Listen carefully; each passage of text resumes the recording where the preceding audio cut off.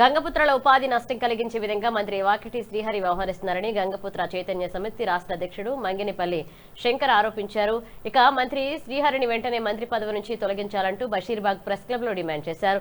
మంత్రి తీసుకుంటున్న ఏకపక్ష నిర్ణయాల వల్ల గంగపుత్రుల జీవనోపాధి దెబ్బతింటుందని ఆరోపించారు. గంగపుత్రుల మనోభావాలను దెబ్బతీసే విధంగా మంత్రి వ్యవహరించారని, ఇందుకు ఆయన బహిరంగంగా క్షమాపణ చెప్పాలని డిమాండ్ చేశారు. మంత్రి క్షమాపణ చెప్పకపోతే దశల వారీగా ఆందోళనలు చేపడతామన్నారు. ఇక సీఎం రేవంత్ రెడ్డి నివాసం, ప్రజాభవన్, సచివాలయం ముట్టడి కార్యక్రమాలు చేపడతామన్నారు.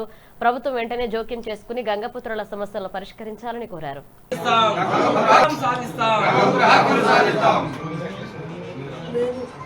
ఇప్పటి వరకు ఈ సంవత్సరం గత 10 సంవత్సరాలుగా ప్రభుత్వం కొనసాగిస్తున్నటువంటి ఇన్సూరెన్స్ స్కీము ఈయన మంత్రి అయిన తర్వాత బొందబెట్టేసిండు.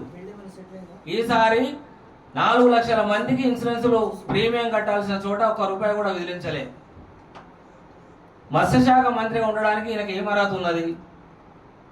కేవలం శిలాఫలకం మీద పేరేసుకోవడానికా? కులాల మధ్యన చిచ్చులు పెట్టడానికా?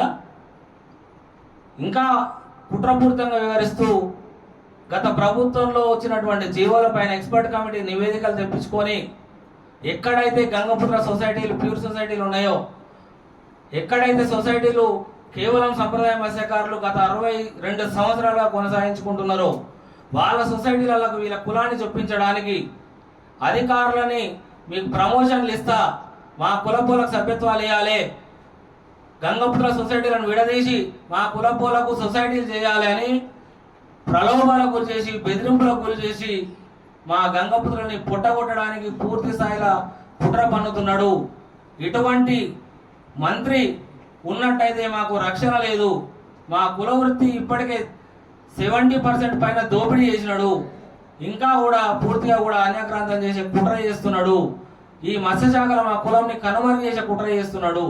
కాబట్టి ఎట్టి పరిస్థితుల్లో కూడా వాగిటి శ్రీహరిని మంత్రి పదవి నుంచి తొలగించాల్సిందే.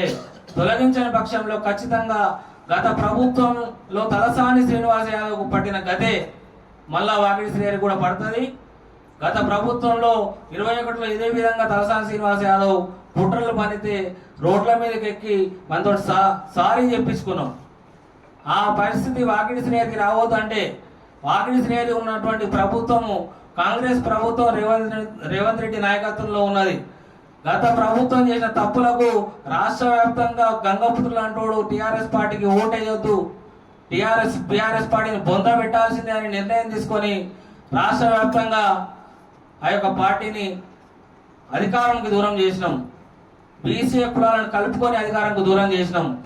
ఇదే విధంగా ఇదే వాకిటి శ్రీహరిని మంత్రి శాఖలో కొనసాగిస్తే ఖచ్చితంగా ఈ యొక్క ప్రభుత్వానికి కూడా అదే గట్టి ఖచ్చితంగా పడుతుంది. ఎందుకంటే బీసీ కులాలు 112, 129 కులాలు ఉంటే బీసీఏ రిజర్వేషన్లోనే సగం కులాలు ఉన్నాయి.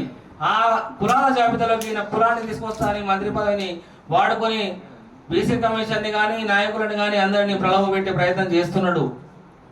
కాబట్టి ఈయనని ఖచ్చితంగా మంత్రి పదవి నుంచి తొలగించాల్సిందే.